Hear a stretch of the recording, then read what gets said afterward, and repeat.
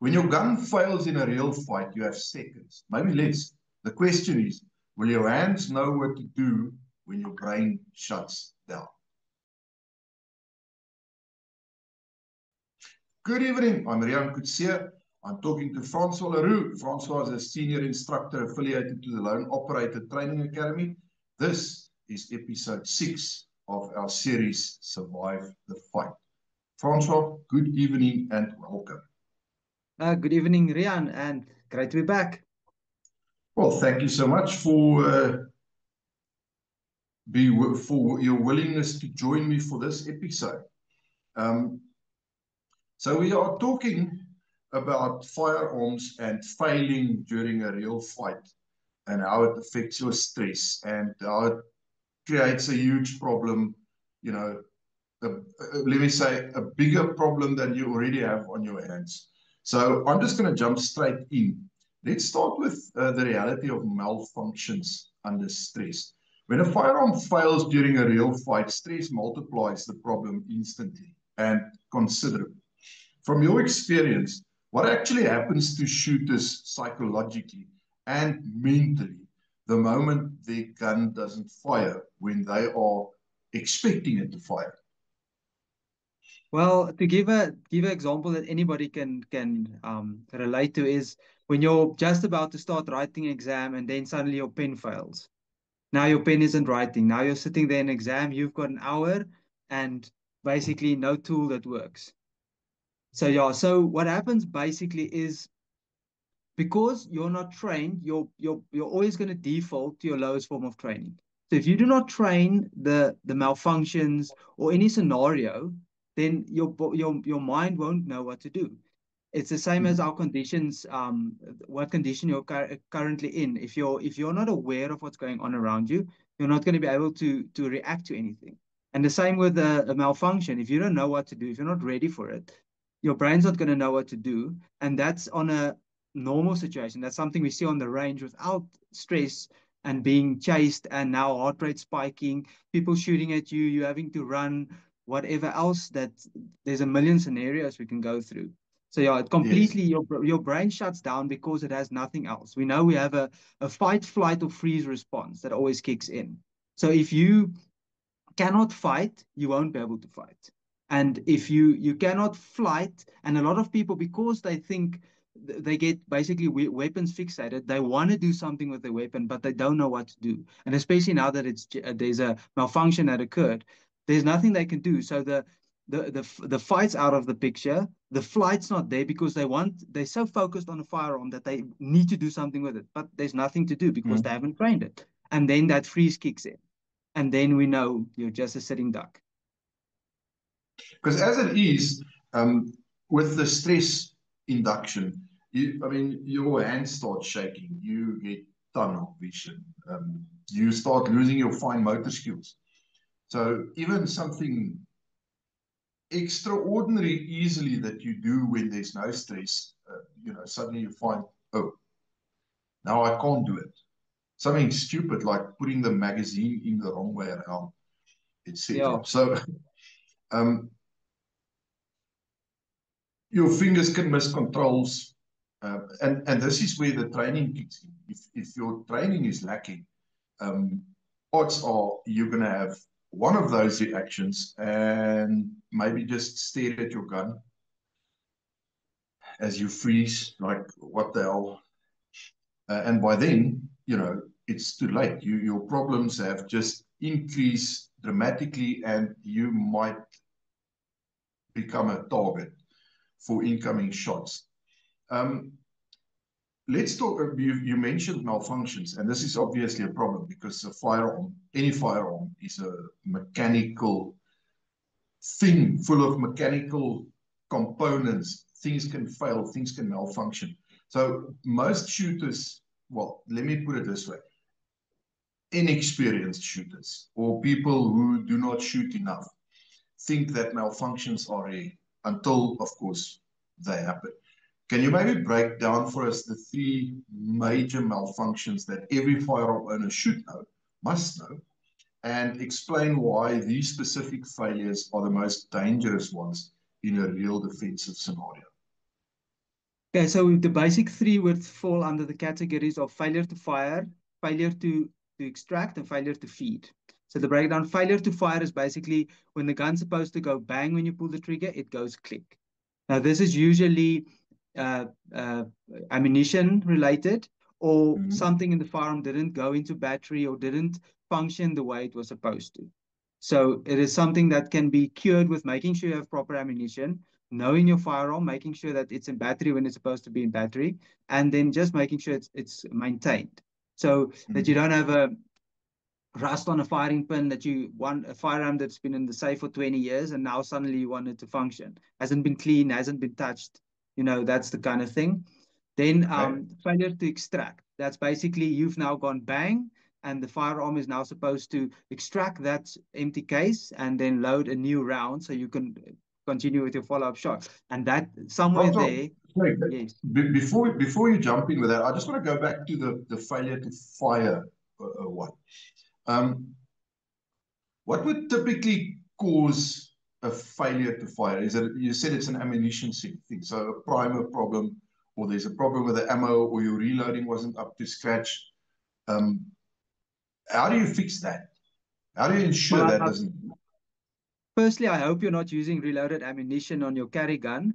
So, but if you by any chance decide to do that, yeah, so usually it's primer related. Either I used to have an issue many years ago with primers that were too hard. So my pistol, I luckily have a hammer fire gun, so a second pull of the trigger usually makes it go off. But I used to get a lot of failures to fire just on that first strike. The primers were just hard. So yeah, so that's something that can happen. Ammunition. Some people carry, if your firearm lies in the safe for 20 years, you never touch it, never use it. That ammunition is also now 20 years old. You don't know how much moisture. If you carry it with you, I sweat a lot when I run, so I have to maintain my firearm, oil it a lot. And I change out my ammunition because of that reason, because of the oxidation, because of all of the sweat. So it's stuff like that that could cause any oil contamination on your ammunition. That's something we always say is when you maintain your firearm, oil and lubricate everything. You don't lube ammunition, you don't lube gas systems, and you don't lube the barrel. But it could happen. Any contamination can happen. That ammo, it's unfortunately mass production is just what it is. So a dead primer, dead ammo, it is something that can happen. How do you fix that? So yeah, the easiest is an immediate action drill. So anybody that's been through the proficiency training would know what that is. That is basically a tap and a rack. So on a pistol, it will be tapping your magazine, making sure it's properly seated. Because what can also happen is, of course, one magazine can be dirty or anything, and that's the rounds are struggling to actually feed with a follower. And also, if you didn't seat it properly, like I know on my firearm, if I load 15 rounds in my mag, it is tight to get in there. You have to hammer it in there because that top round is now pressing against the slide. So there is some pressure on it. So if you're handling your pistol a little bit, you can cause your own failures because now when you rack it, and if you don't have a proper visual inspection of it, you might not even load a round to start with. So always start tap, make sure that magazine is seated, make sure it's doing its thing, and a proper tap. We always tell people nothing you can do to that firearm is going to break it. You have not got the power to tap a firearm into breaking it. And even if it's polymer or Tupperware, whatever you want to call it, you will not break that firearm. It will not. Well, if you can, I'd like to have a discussion with you on this channel. Definitely. I'd also like to meet that person. So yeah, a proper, firm, hard tap, and then a rack. And the rack, of course, is also very important because it's also not something that you do lightly. It's something you do very violently. So we always like describing it this way. That pistol has an explosion going off, and that explosion forces the slide back, ejecting the round and chambering a new one. You will not be able to rack your pistol harder than a round going off will ever be able to do it. So do it as violently as you can and never ride your slide forward. Your slide will go forward by itself. So you just rack it as hard as you can, and at the back, as soon as the pressure's on, you just release. That slide will do its job. As long as your firearm is maintained and you don't have any spring issues, there should be no issue with that firearm then extracting the round that's giving you a problem that now failed to fire, and then loading a new round. And then on that moment, you can assess and make sure your target is still where it was, and you can do what you need to do. and most probably move if you're not behind something solid, right? Yes, definitely. Yeah, I would I'll get to imagine. that in a bit. Okay. So now we can move on to you. You started talking about the failure to eject. That's your typical stovepipe, right? Yeah, so usually stovepipes are caused by limp wristing, but there's a few that can be forced. So it basically falls under two categories: failure to extract and failure to eject. So a stovepipe would be a failure to eject. So the casing was extracted from the chamber, but it failed to actually exit the firearm. So there's a whole mechanical thing that goes on. So there's two parts to this whole thing. There's a extractor, which is a physical claw that holds onto the round that pulls it out of the chamber, and then there's an ejector, which is a little bit Mhm. backwards on this on the usually on the frame of the pistol. So as soon as the slide starts moving back, at a certain point, the casing will clear the ejection port, and then just after that, the ejector would hit it on the back and give it a little bump. And from all of that force that we were now talking about, it will shoot it out the side. So there's a few things that can happen here. So Mhm. this is also the thing why if you've got anything in the way of your ejection port, um, uh, I know the old thing with the revolvers that you can shoot out of the holster, that kind of thing doesn't work so well with a pistol that's got moving parts and round that needs to be ejected. So keeping everything clear as far as you can. So no hands on funny places, no hands on top of pistols or anything like that. And then a lot of things can cause a failure to extract or eject. Um, Also, ammunition can cause it if there's an issue with the casing or anything like that. Underpowered ammunition, if it doesn't have enough juice to actually force a slide back, because a pistol works on the actual force of the round, that equal and opposite reaction. The force of the bullet leaving the barrel actually pushes the slide back. Not all pistols work like that, but most of the common ones that we deal with do. There's some fancy, interesting engineering out there. So yeah, so that is an important part, because if you do not get rid of that empty casing in your chamber, you are now stuck with a dead gun. That's going to suck for you. Definitely. Okay. And then you mentioned the third one, or there's three of these major ones. What is the third Yes. one? So that would now be failure to feed. That is now the failure to take a new round and put it into the chamber. So if you have a failure to extract, you usually get what we call a double feed. So this is basically there's still a round or a casing in the chamber, but the slide has Mhm. now gone back and tried to feed another round into that. So now you've basically got two rounds trying to go into a space that's only made for one. And That's this a is nightmare, right? yeah, that is a nightmare. It is commonly referred to as the dead man's jam, because it takes some effort to fix. It is not something Mhm. you can tap and rack your way out of, unfortunately. So it usually needs the magazine to be released, mag out, Mhm. then cycling your pistol a few times just to make sure nothing's gone wrong. If you've got no physical extractor broken or anything like that, it should clear, and then you can just reinsert your magazine, rack the slide, and you should be back in the fight if all things go well. But this is something that now takes time. This is not a quick tap and rack. This is now something that takes time.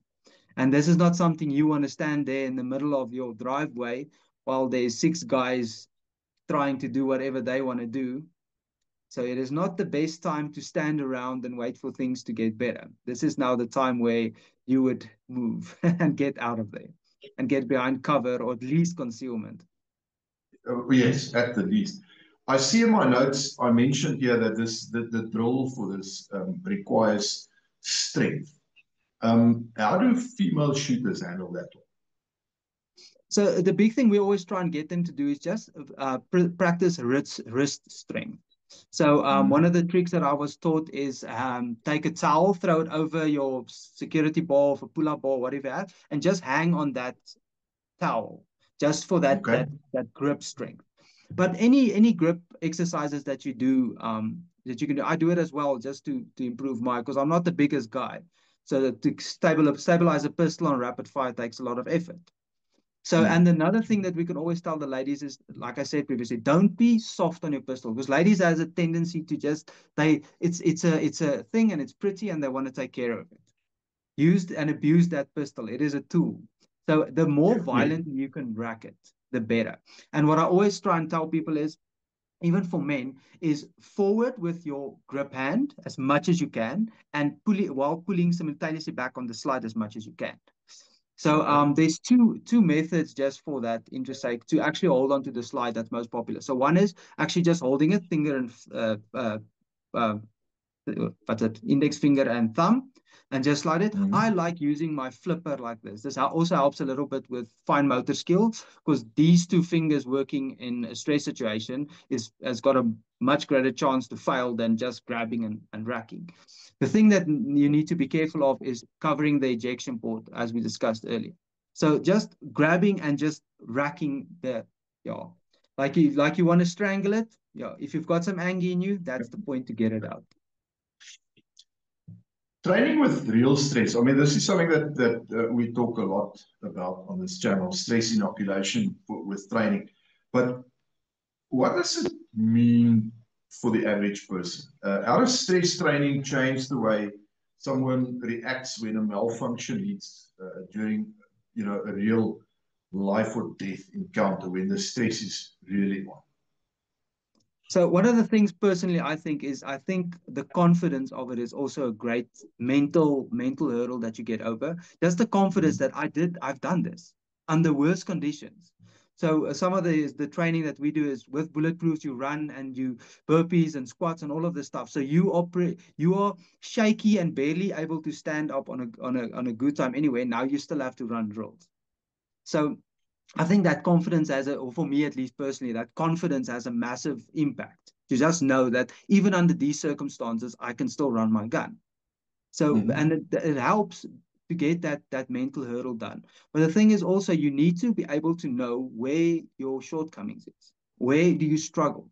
So, and that stress inoculation does that. We get to a point where your brain you cannot think of every little small thing, and it doesn't become a sequence where I have to draw my pistol, then I have to point, now it goes click, then I have to tap, then I have to rack. It becomes a more fluid motion because you now no longer have the brain and the physical power to do that. And the more you train that, where it's more reaction. One coach always used to say, nerves that wire together fire together. And that is the thing that starts kicking in. It's that thing that they always say, muscle memory.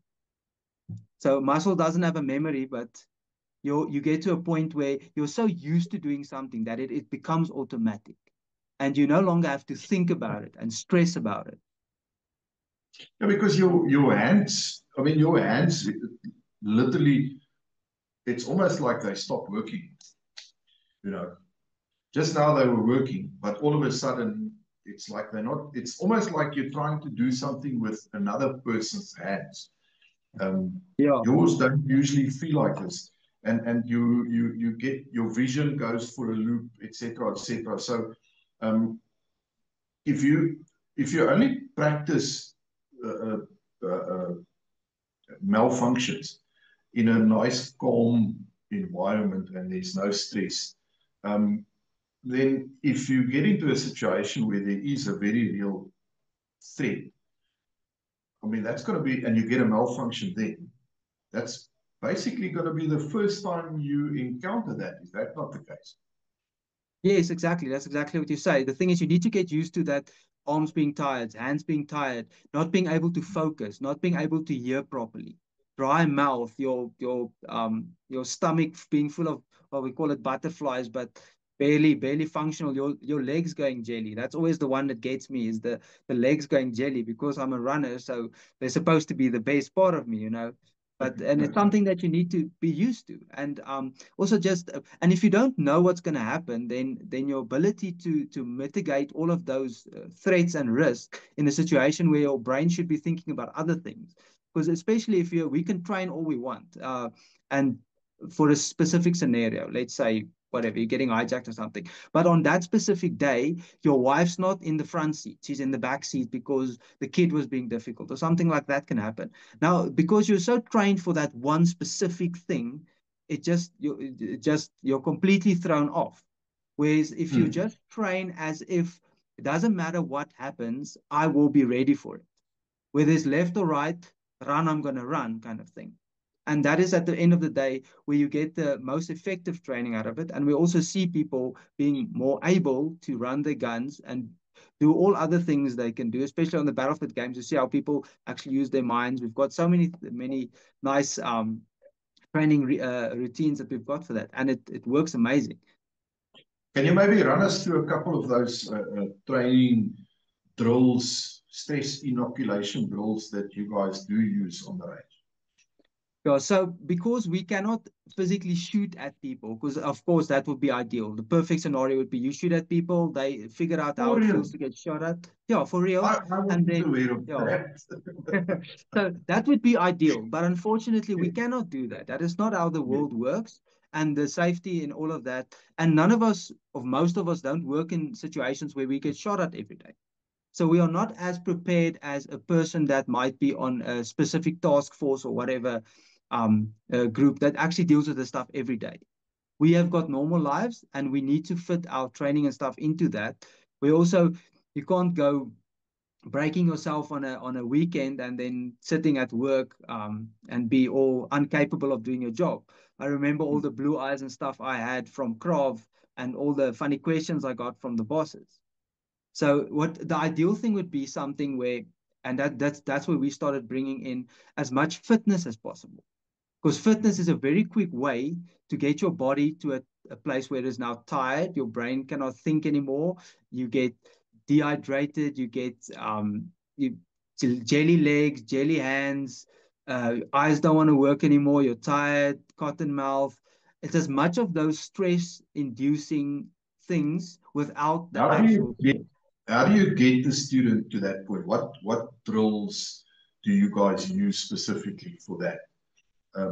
So it I depends on I this. know you do time drills, obviously, but what others? I want to get to that because that's the part that I think people need to hear because there are a lot of people who do not apply this in training, and you can't really apply this on a regular firing range, like your regular sort of indoor firing range. You can't roll around and go crazy in there. You're supposed to stand at the bench and shoot. Yeah, unfortunately, most shooting ranges work like that. But with us, we've got so many options for that. But one of the most fun one for me is still our benchmark, which is basically a 5-stage exercise where you now have to shoot as well. So basically, full kit. So you wear bulletproof. So that of course tires you out because we're not used to it. And then basically you've got a little baby, which is about a 20-kilogram ammo case that you now have to Mm. carry around with you just to help with that. And then you have to go to different stations where basically there's a tire flip. You run to tire flip, you do that, you come back, you shoot, you run back to, then there's a hammer swing, then there's burpees, there's squat lifts, and there is a casualty drag. So all of these things are made to make you tired. And one of the things we put in there just to help with that mental effort is you've got to shoot specific targets through specific holes in our VTAC. So now you're not just doing an exercise and coming back and just throwing lead down range. You now actually have to hit a target through a specific hole. And you have to work around corners where we've got a metal gong that you need to shoot. So all of these things are made to tire you out and to test your mental ability, your ability to still think, what must I do? Did I count my reps? All of this stuff.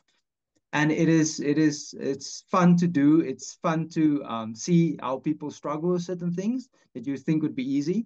And it's the best part is when you have a day where you think, yes, this is going to be my day, and it turns out to not be your day.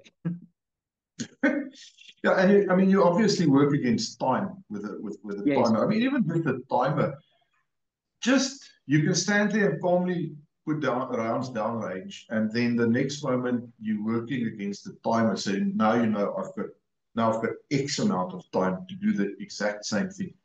And just the amount of pressure that adds to your mind is actually pretty mind blowing.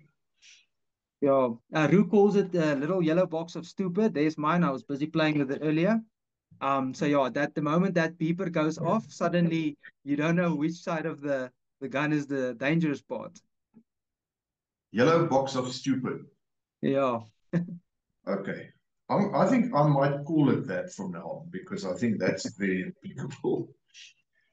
Let's move on to reloads, specifically reloading under pressure, because again, that is something completely different.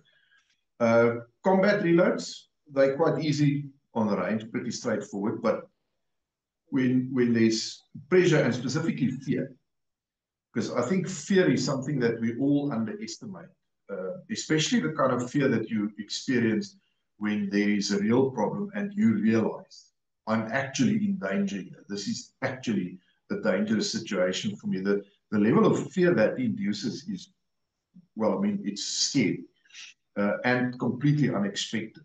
So what would you say separates a clean, reliable reload from a completely panic stations reload in a real fight, and how do you train that difference into a student? So that yellow box of stupid always helps. So an easy drill to do is a two mags, 2 rounds each, and just run it against a timer. But the thing is, at the end of the day, what you want to do is you want to train consistency and where your mag is and grabbing your mag in the exact same way every time. So the easiest ways that we teach is with your index with your finger and your mag indexes it. So you don't want to end up to a point where you now have to look for your mag, pick it up, look at the mag. Okay, this is how it's orientated. Then I look at my pistol. Okay, it now needs to go in there. That is time that you will not have. And if you are at the point where that is how you do a mag change, it is not going to help in real life. It needs to be smooth and it needs to be practiced, daily practice. And it needs to be randomly practiced. You can't sit there, like you said, you can't sit at a bench in front of a shooting range and load a mag and shoot your 15 rounds and load a mag and shoot 15 rounds and go home and think, oh, that's going to be my training for the day.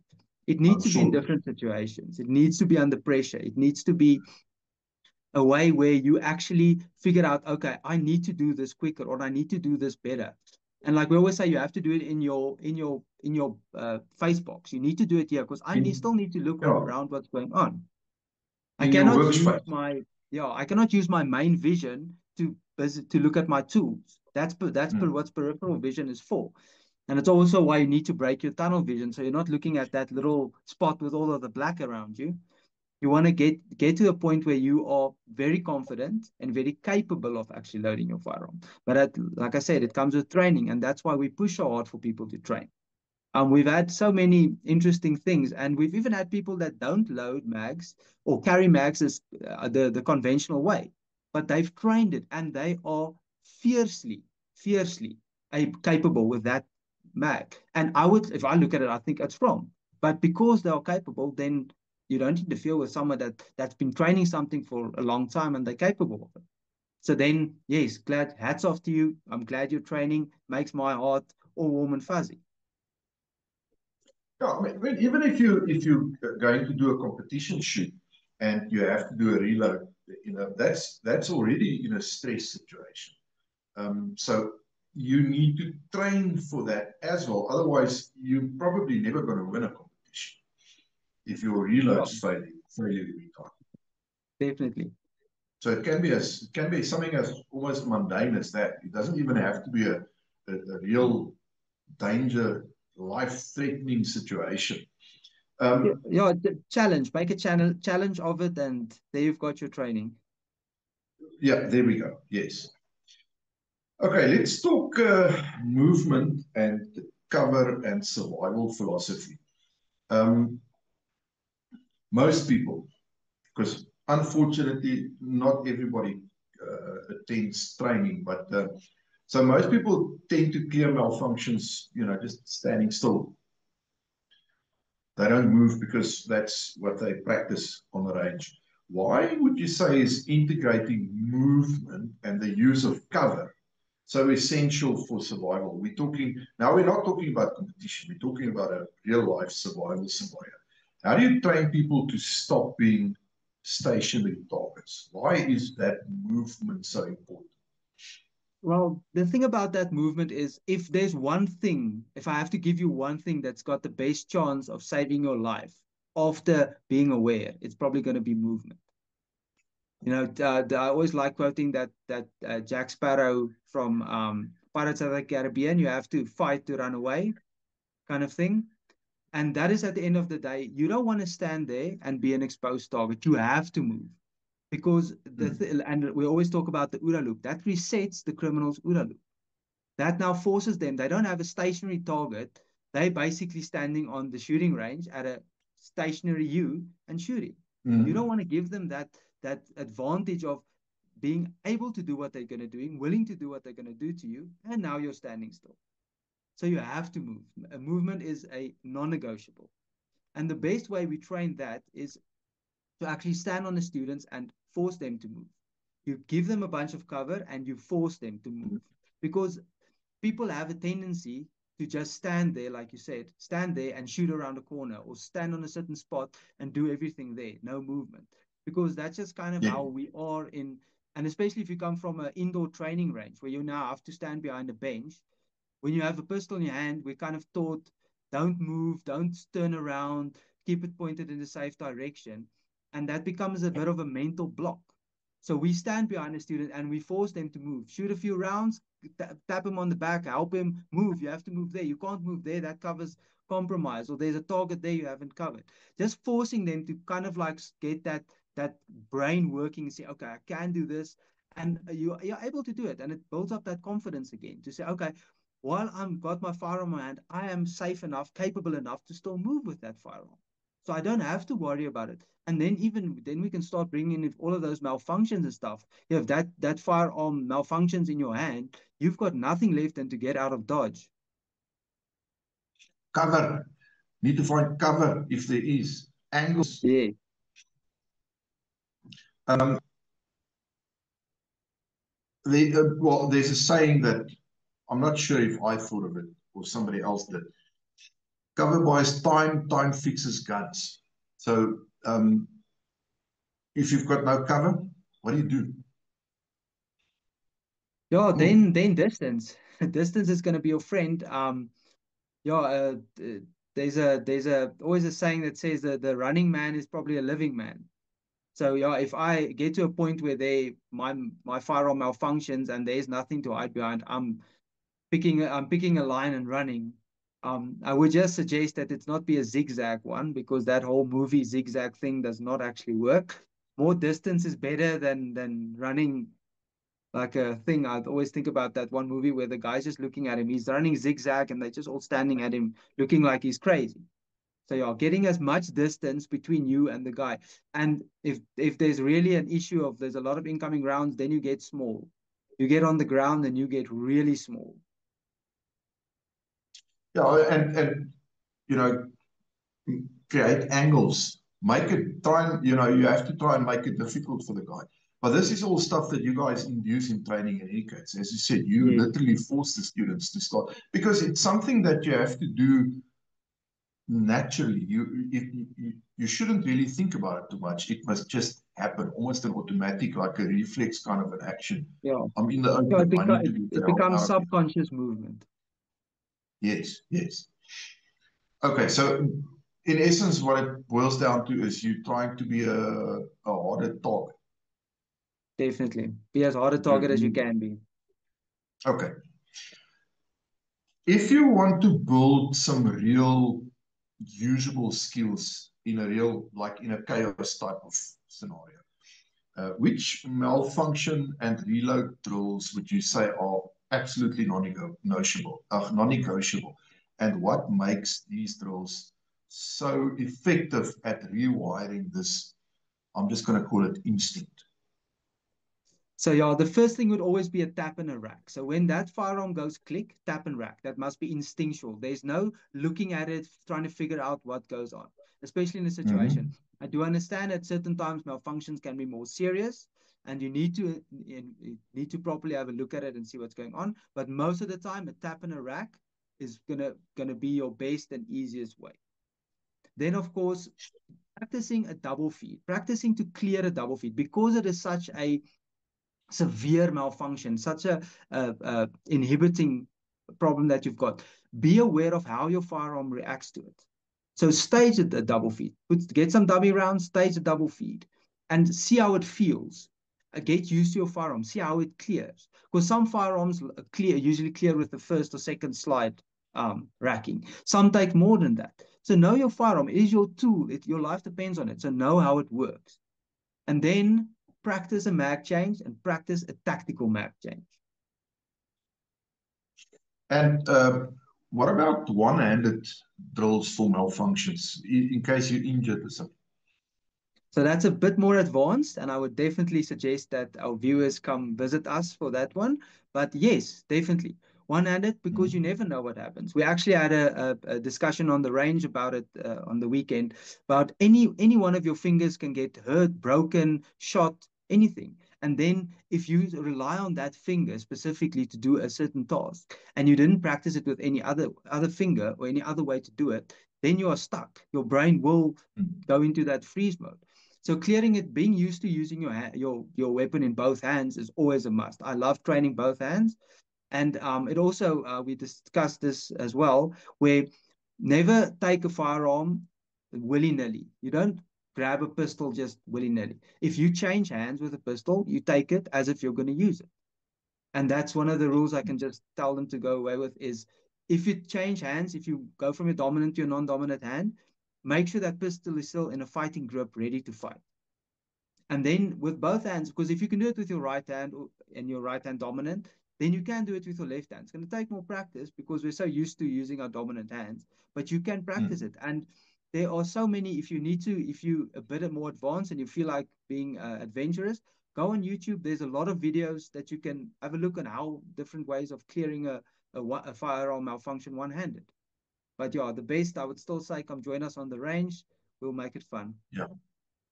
Yeah, it's better because, then you're doing it literally step by step, and there's instructors that can talk you through it. And there's,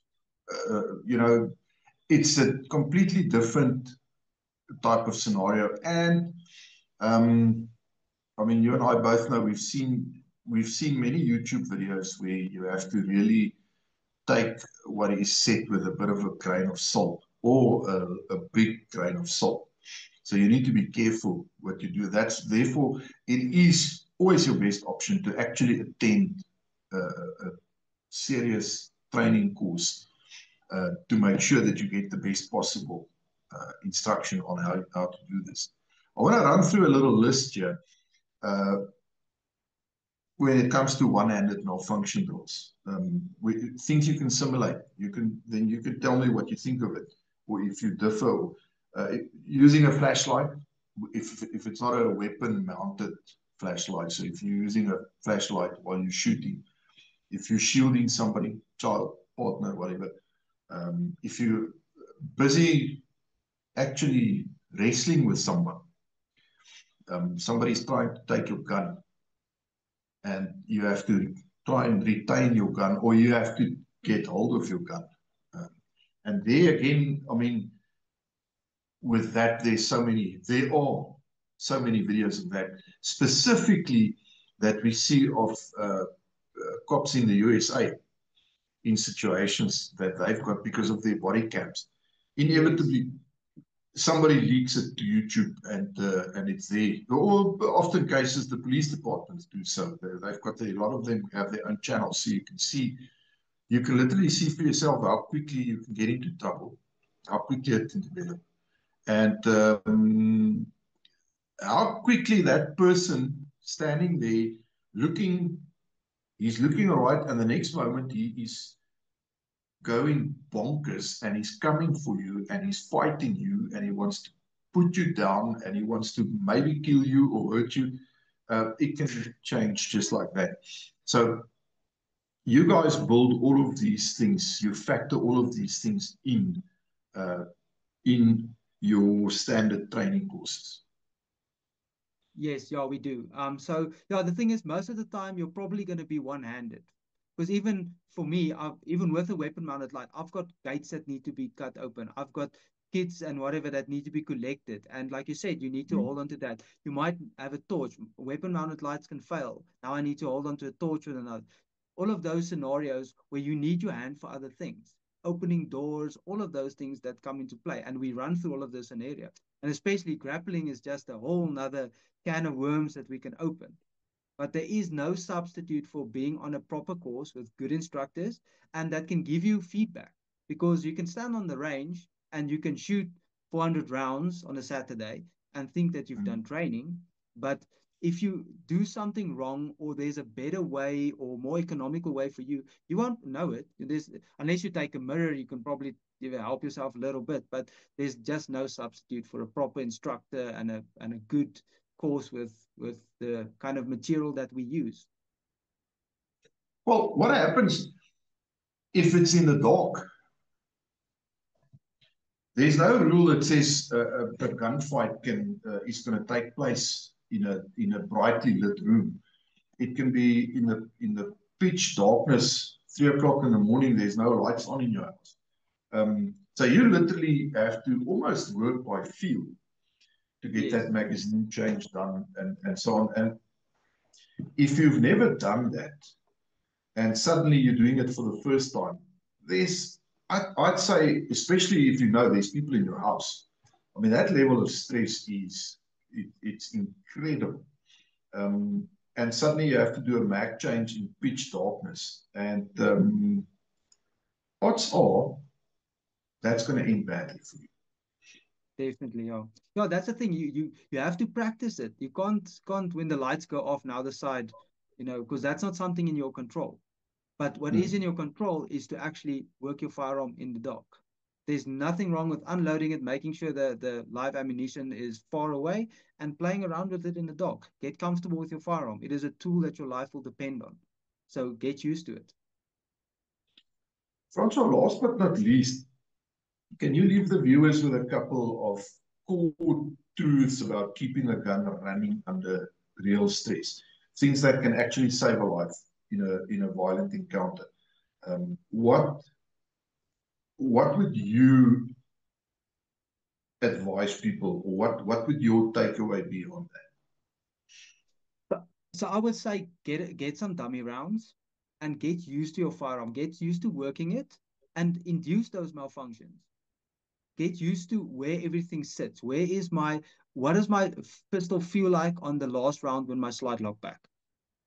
And can I get to my slide lock? Me personally, my thumb's short. My slide lock is there. I can use it if I have to, but I'd prefer not to. I prefer to just rack my slide. So get used to what works for you. Induce a double feed. Drills. Yeah, do the drills. Induce a double feed. See how it works. What does your pistol do? All of those things. Run through it. You've got the dummy rounds. Take a bit of time. Get used to your pistol. Like I always try and tell people is, if you grab that firearm, it must be part of you. You must be confident with it. You must know that I can now run this gun. Otherwise, it's pointless. It's like me climbing into a Ferrari and thinking I'm going to go drive around town.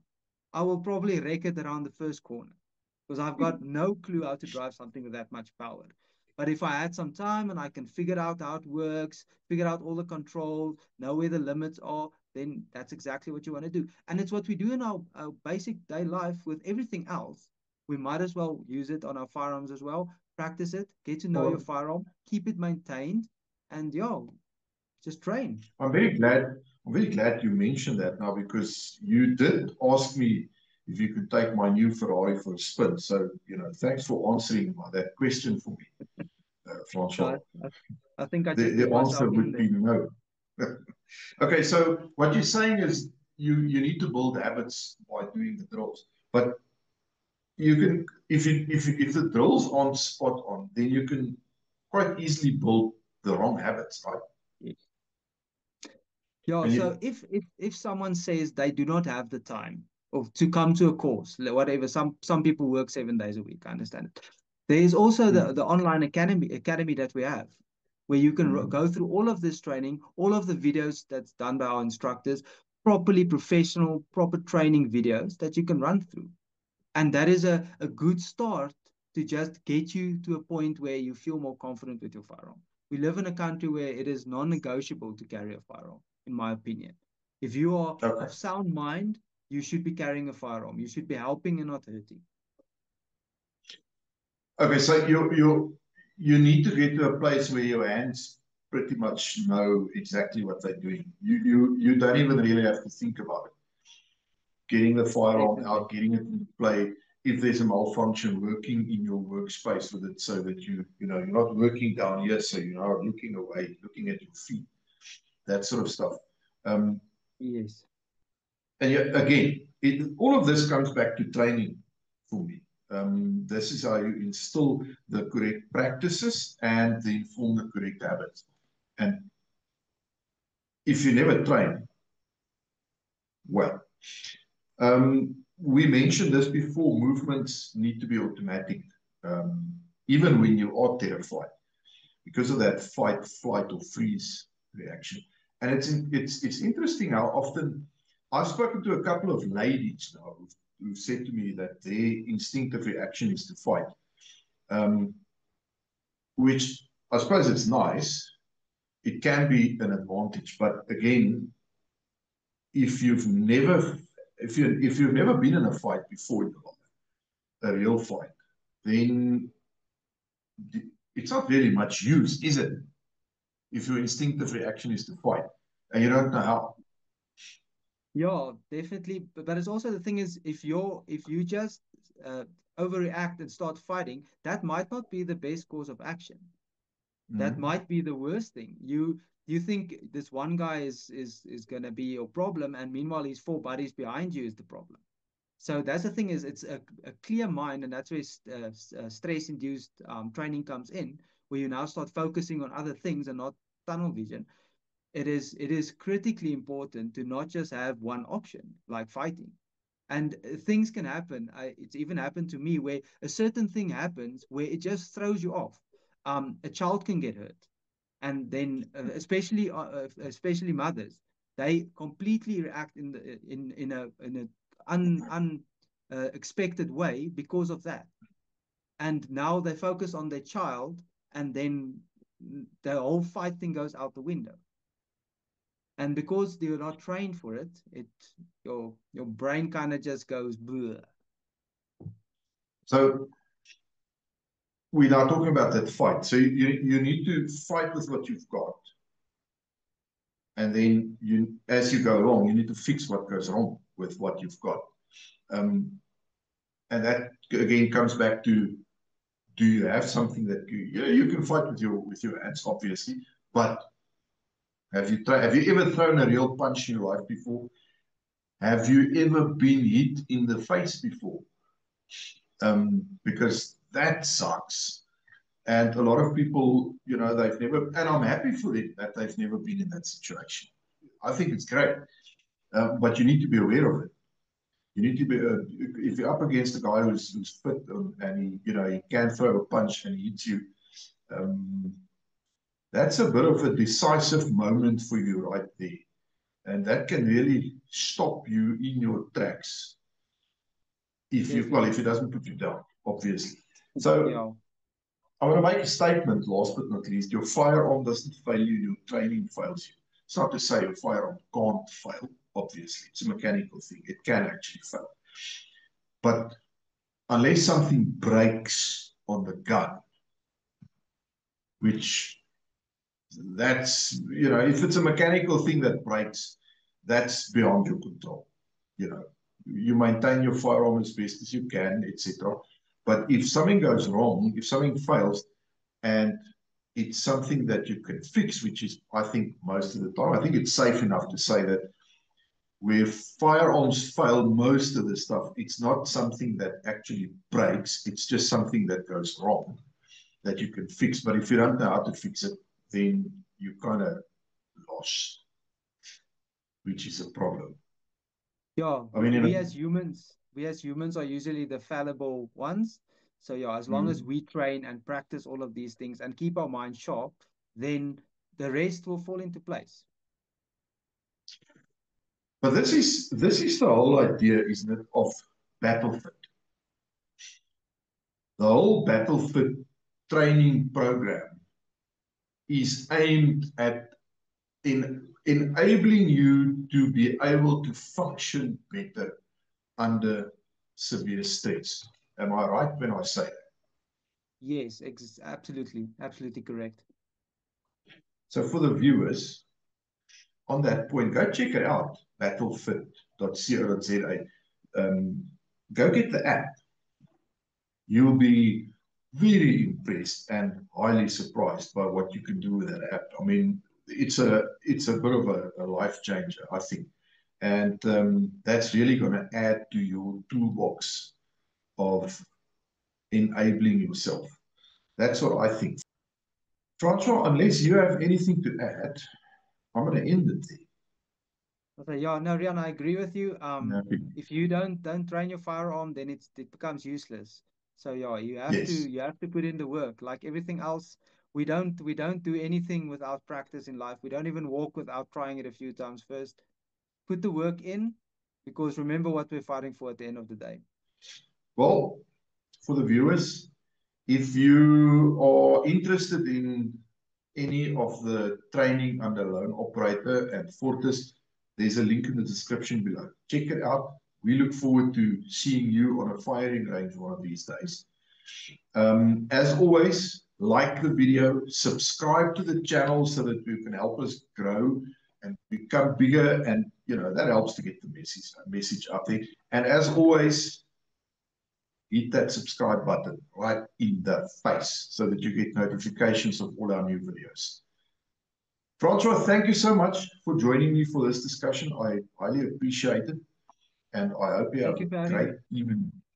All right. Same to you. Thank Talk you, again Rian. soon.